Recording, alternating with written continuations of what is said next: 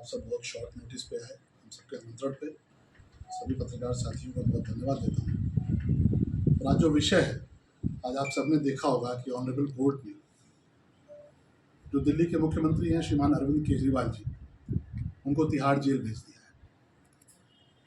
अरविंद केजरीवाल जी को अदालत से कोई भी राहत नहीं मिली है, क्योंकि जिस प्रकार का भ्रष्टाचार उनका निकल कर सामने आया है, जिस प्रकार उनके दल के नेताओं के नाम आ रहे हैं, उनके मंत्रियों के नाम स्वयं जो एजेंसियों ने दावा किया है, बताया है कि स्वयं केजरीवाल जी ने कह दिया है कि जो आतिशी उनकी मंत्री हैं, सौरभ भारद्वाज उनके जो मंत्री हैं, वो डील करते थे। तो जिस प्रकार से पूरी की पूरी आम आदमी पार्टी और केजरीवाल जी जिस प्रकार से भ्रष्टाचार में डूबे नजर आ रहे हैं, हम सब तो हतप्रभ हैं कि किस प्रकार से कल इंडी गठबंधन ने एक रैली की है रामलीला मैदान पर। और रामलीला मैदान पर जिस प्रकार से एक भ्रष्टाचारियों का एक पूरा का पूरा समूह नजर आया, चाहे वो अरविंद केजरीवाल जी की पार्टी के लोग रहे हों, चाहे वो हेमंत सोरेन जी की पार्टी के लोग रहे हों, चाहे वो सजा याफ्ता लालू प्रसाद यादव जी की पार्टी के लोग रहे हों, ये तमाम सारे जो गठबंधन करने वाले दल हैं, जो भ्रष्टाचारी लोग हैं, उन्होंने कल रामलीला मैदान पर एक शक्ति प्रदर्शन करने का प्रयास किया है।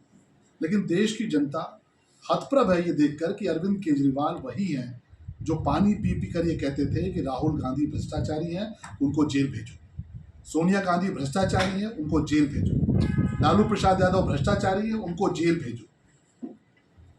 राहुल गांधी जी की पार्टी कहती थी कि अरविंद केजरीवाल जी शराब के दलाल हैं, उनके खिलाफ कार्रवाई होनी चाहिए।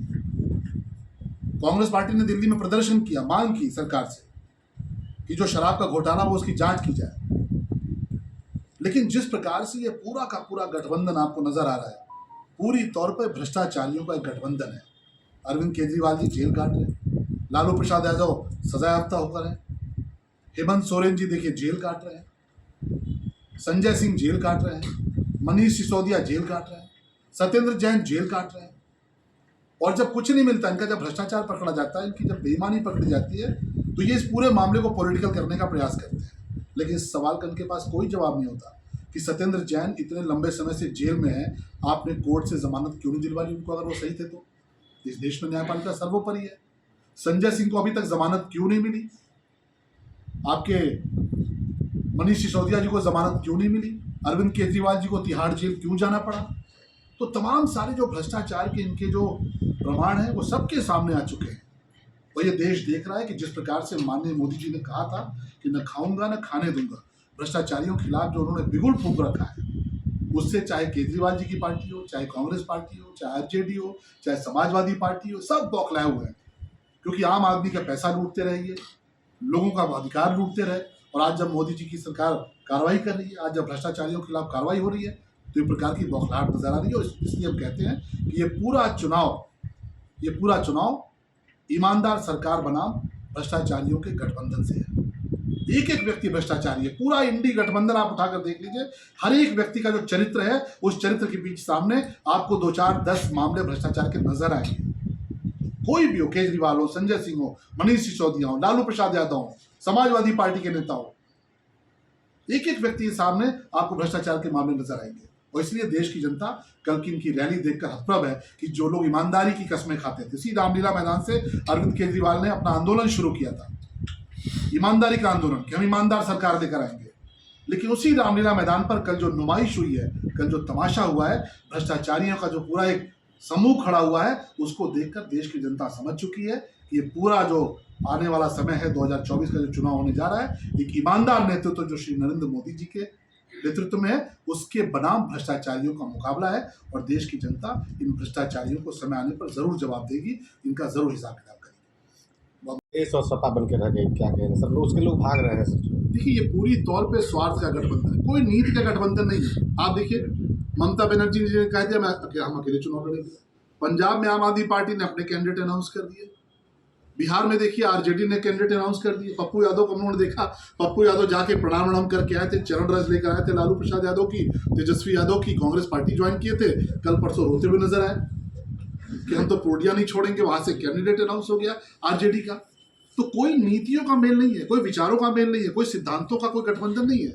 ये गठबंधन सिर्फ इस बात का है कि कैसे अपने बच्चों को स्थापित करो राजनीति में, कैसे अपनी जो परिवारवादी पार्टी है उसको बचाओ, और कैसे जो तमाम भ्रष्टाचार करके छुपा के रखा है उससे कैसे बच सके। लेकिन देश की जनता छोड़ने वाली नहीं है।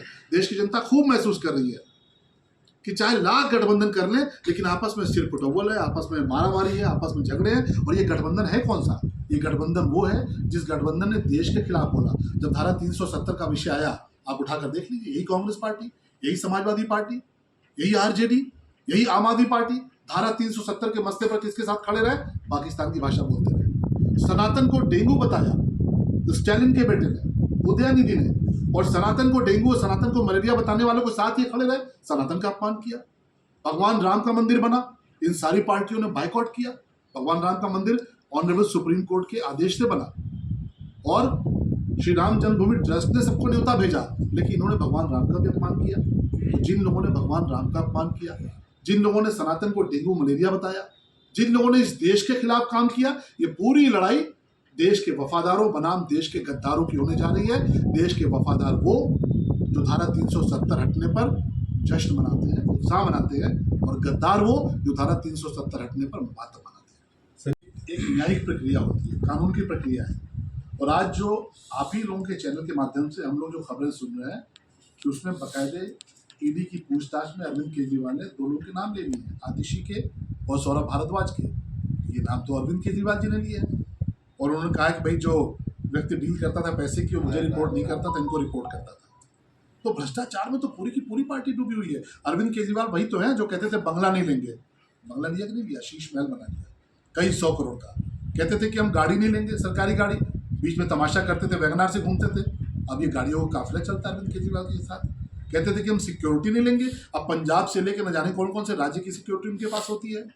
कहते थे कि हम वंशवादी राजनीति के खिलाफ हैं, अपनी पत्नी को आगे कर दिए। मुख्यमंत्री कुर्सी पर बैठकर उनकी पत्नी श्रीमती सुनीता केजरीवाल पूरे देश को संबोधित करती है। कहते थे भ्रष्टाचार के खिलाफ लड़ाई लड़ेंगे। आज अन्ना हजारे भी अपना माथा पीट रहे कि कैसे व्यक्ति का हमने समर्थन कर दिया, जिस व्यक्ति ने पूरी की पूरी दिल्ली को शराब के नाम पर बेच दिया, पूरी दिल्ली को शराब खाने में तब्दील कर दिया।